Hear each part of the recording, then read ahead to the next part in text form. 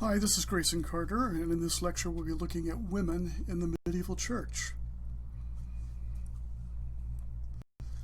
Medieval women are often characterized as oppressed, uneducated, and living without social or professional opportunities.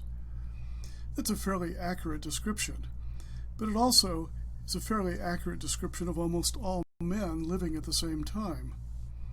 In fact, few people, men or women, living in the Middle Ages enjoyed any of the opportunities we take for granted today.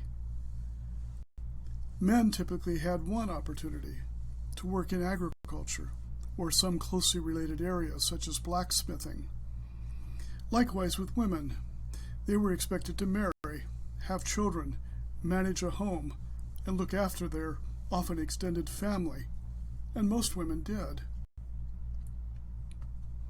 Some women, however, managed to escape from these restrictions. For a few, there were options, especially if they developed a religious vocation.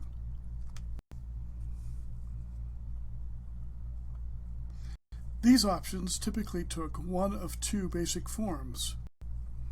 Women could join one of the many convents that dotted the landscape of medieval Europe, or they could become a member of a community of pious laywomen. Let's consider these one at a time. The opportunities for women joining convents are relatively well known. The vast majority of women with a religious vocation became nuns or sisters, serving in ordinary capacities in an open or enclosed convent.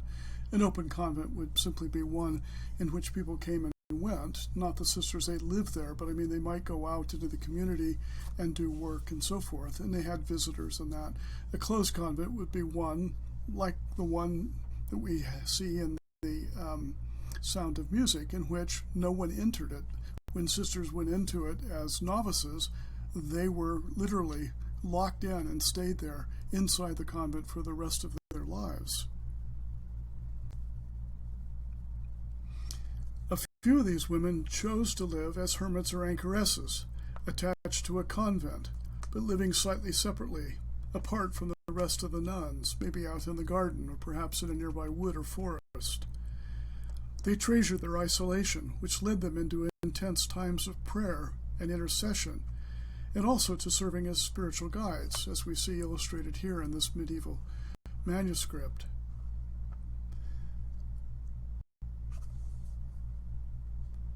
A minority of women who joined a convent became abbesses, or held other high offices in their convents. Some even became head of their orders.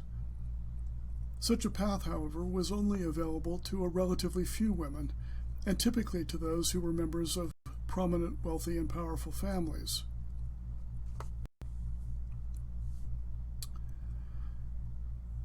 Women could also join communities of pious laywomen, and this took a variety of forms. The Pagaians in Northern Europe and the Tetuaries in Southern Europe provided opportunities for women to live together in small groups, supporting themselves by manual labor, and devoting their lives to serving others and to advancing various forms of Christian spirituality. A number of these women have become well known due to their enduring spiritual writings, including Catherine of Siena, Hadovich of Antwerp, and Melchthyd of Magdeburg.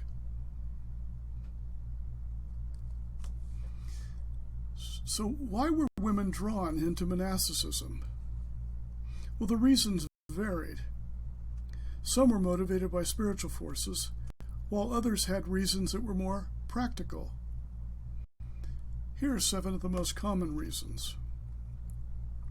As women were barred from ordination in the church, entering a convent was an attractive alternative for women with a religious vocation and who wanted to serve God. Here they could exercise a variety of spiritual callings that parallel those enjoyed by men. Secondly, and more practically, until the 14th century, a convent was the only place in which many women could overcome illiteracy, gain access to a library, and meet other women interested in scholarship. Thirdly, it was often the only place where women could enjoy a degree of privacy. Fourth, the monastic vow of celibacy exempted women from the common dangers of pregnancy and childbirth. Monastic life offered a way out of domestic violence and hardship, sometimes including hunger and homelessness for those affected by it. Monastic life also provided opportunities for leadership and teaching, which opened a new world for many women beyond the narrow confines and experiences of their childhood. A final reason lay in the fact that during the late medieval period, women outnumbered men, thus husbands were often in short supply.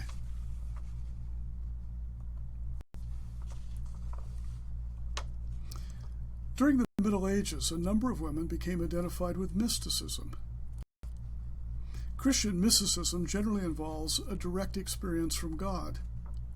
It takes a variety of forms, but it often comes through dreams or visions. So who were the mystics? Well, this is hard to answer. Both men and women were mystics, although most were women. They were drawn from a variety of social and economic classes and had different levels of education. Most mystics lived in convents, and not a few of them were hermits or anchoresses. What are mystical experiences? Well, mystical experiences are often regarded as a special gift of God, often occurring spontaneously and unexpectedly, not fully under the control of the recipient or the church. They emerge primarily from visual or auditory experiences, or both. Sometimes mystics saw a picture, heard a voice, or had a dream. Sometimes they received a feeling. Each of these experiences conveyed God's presence or message, or that of Christ, of the saint, or of the saints. These experiences often flooded the mystics with divine love.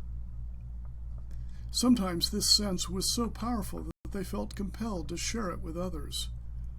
At other times, however, their experiences were so abstract or faint, or perhaps even personal, as to prevent it being passed on. Mysticism flourished during the High Middle Ages. No one is quite sure why, but it was a time of great artistic, material, and intellectual advancement. It was also a time of great change and great despair. In this unsettled context, mysticism flourished. It was not a retreat from the pressures and dismay of the day, but a faithful and creative response to those pressures that helped to bring God's light to a dark world. The mystics were the teachers, prophets, and spiritual guides of their age. As women dominated the ranks of the mystics, they challenged the presumed inferiority of women that dominated much of medieval society, including the life of the church and its patriarchal nature. No one knows exactly why women were drawn to mysticism, but it may have been connected to the attractions of the contemplative life. It may also have been related to the spiritual practices often recommended by the church to medieval women, and possibly invented by them, which encouraged the kind of spiritual growth and mental concentration that often led to visions and mystical experiences.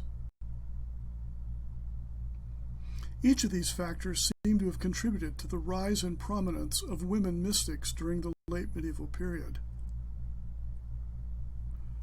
The most prominent women mystics included Julian of Norwich, Catherine of Siena, Marjorie Kemp, Teresa of Avila, Bridget of Sweden, Hadvich of Antwerp, Hildegard of Bingen, Clare of Assisi, Beatrice of Nazareth, and Angela of Forlingo.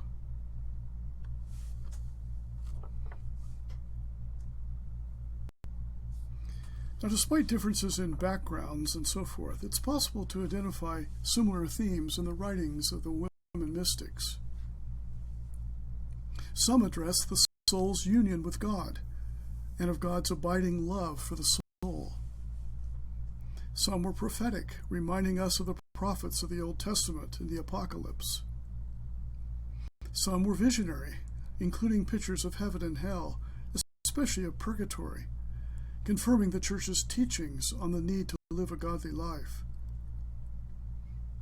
Some provided a meditation on Christ's earthly life, including his times of solitude in the desert, and especially his time of passion. Some advanced accounts of bodily suffering and self-denial, which were often harsh. Some emphasized the transcendent qualities of God in an attempt to encourage enhanced forms of spirituality. Some exhibited a familiarity with Scripture, while others made no mention of it. Some exhibited an awareness of other sources of knowledge, including natural science, classical and contemporary literature, and Neoplatonism. Some were supportive of the ministry of the Church and the papacy, while others criticized its corruption.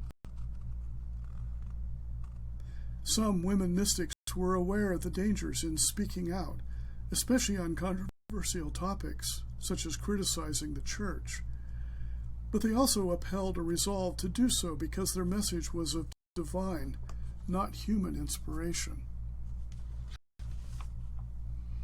Some mystical expressions were cool and detached, while others burned with intense passion for God and giving oneself to God.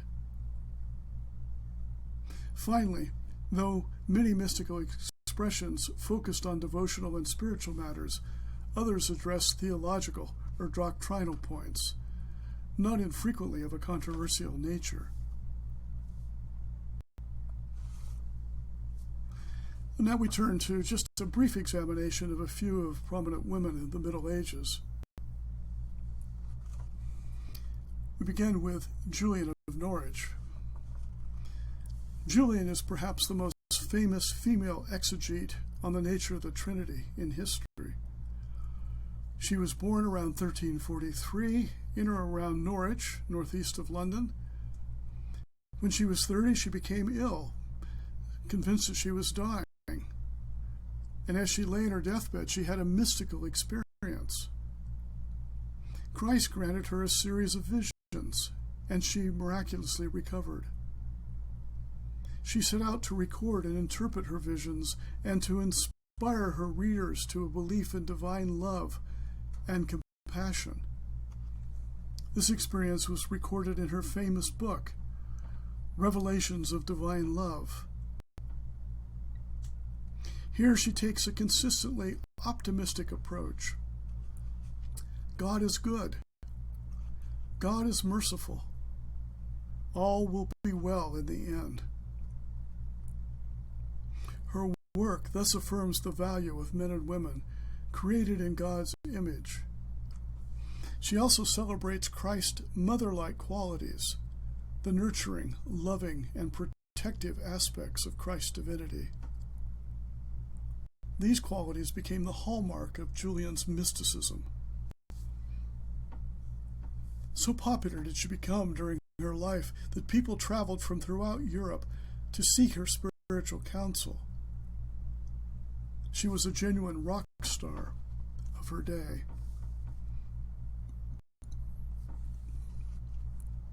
Hildegard of Bingen, his dates are about 1098 to 1179. She's been considered by some as the most prominent Christian writer of her era. She was the founder and first abbess of a Benedictine community in Germany, where she wrote numerous works, including a massive trilogy that combines Christian doctrine and ethics with cosmology, a large encyclopedia of medicine and natural science, hundreds of letters to people in every level of society, 2 biographies, and, not least, a body of exquisite music. This is especially astonishing considering that as far as Hildegard knew, no women had ever written before. 26 of her mystical visions form her most important work, called Civitas. Civitas. She also wrote to the emperor, to kings, and to bishops. At age 60, she began preaching tours in order to bring about the reform of the church.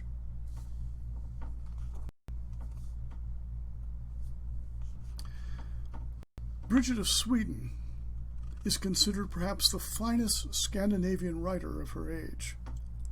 She married at age 13 and had 8 children.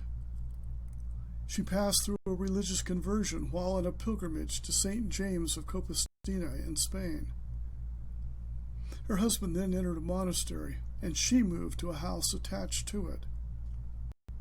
Here she experienced the first of her mystical visions of Christ, and conceived of founding a new religious order dedicated to contemplating the passions of Christ and of Mary.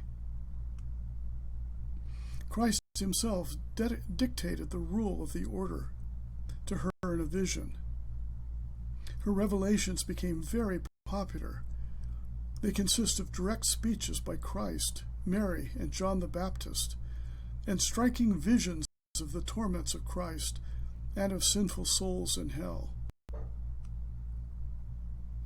She traveled all the way to Rome and later even further to the Holy Land. Speaking truth to power, Bridget called for the church reformed and chastised the Pope for the church's corruption. Margery Kempe was accused of fraud or heresy and ridiculed by later scholars as hysterical or even crazy. She was an illiterate laywoman turned religious writer who dictated her famous spiritual autobiography entitled The Book of Margery Kempe, the earliest autobiography in the English language. Here, Margery emerges as an intense, honest, devoted Christian. Her earlier conversion came, like Julian of Norwich's, when she was at the point of death. Her subsequent religious odyssey took her to Rome, Jerusalem, Spain, and elsewhere. Her frequent fits of crying and shrinking while contemplating Christ's suffering, and her practice of admonishing people to return to the path of virtue, created difficulties for her, however. Her message is the exhortation to a simple, direct relationship with Christ, based on unconditional faith and fervent love. She repeatedly downplayed the importance of externals, such as fasting and the wearing of hair shirts, which, as Christ teaches her, are nothing compared to fervent love and devotion. Catherine of Siena lived a remarkable life during the chaos and violence of the 14th century. While the medieval order was dying, she labored for peace, reform, and the renewal of the human spirit. She believed Christ had called her to reform the church, to evangelize, and to comfort the sick, the poor, and the condemned. She was an activist in an age when a woman's religious vocation was supposed to be confined and apart from the world. Warmed by divine love from her intimate experience of God, Catherine proclaimed a personal faith in Jesus that touched contemporary Christians with its conviction and immediacy. She was not called to be an ordinary nun, nor did the life of an anchorite appeal to her. She was a mystic, but unusually she was also an activist, attracted to the service of the poor and sick. In 1363, she joined the Third Order of the Dominicans, which provided a satisfying way for lay people to participate in the formal religious life. Now she could live at home and direct her own activities. She continued to serve the poor, but she also became increasingly interested in evangelism.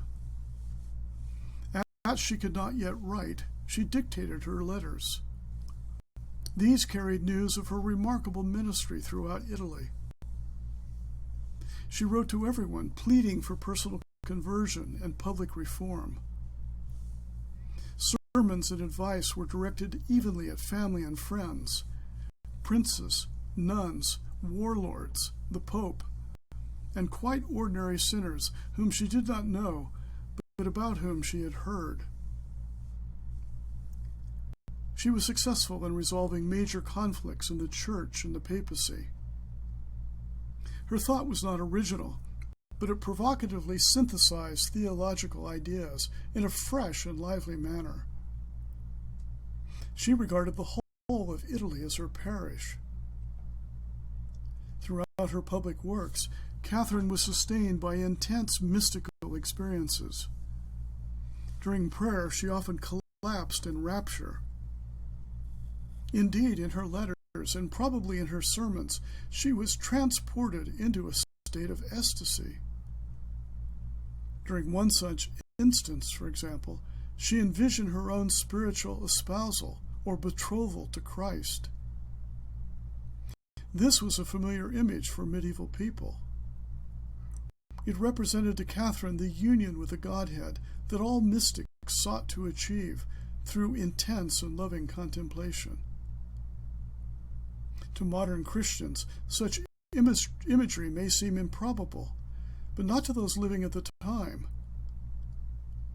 After her death, she was canonized by the Church, and in 1970, she was made one of 2 women that the Church recognizes as doctors of theology.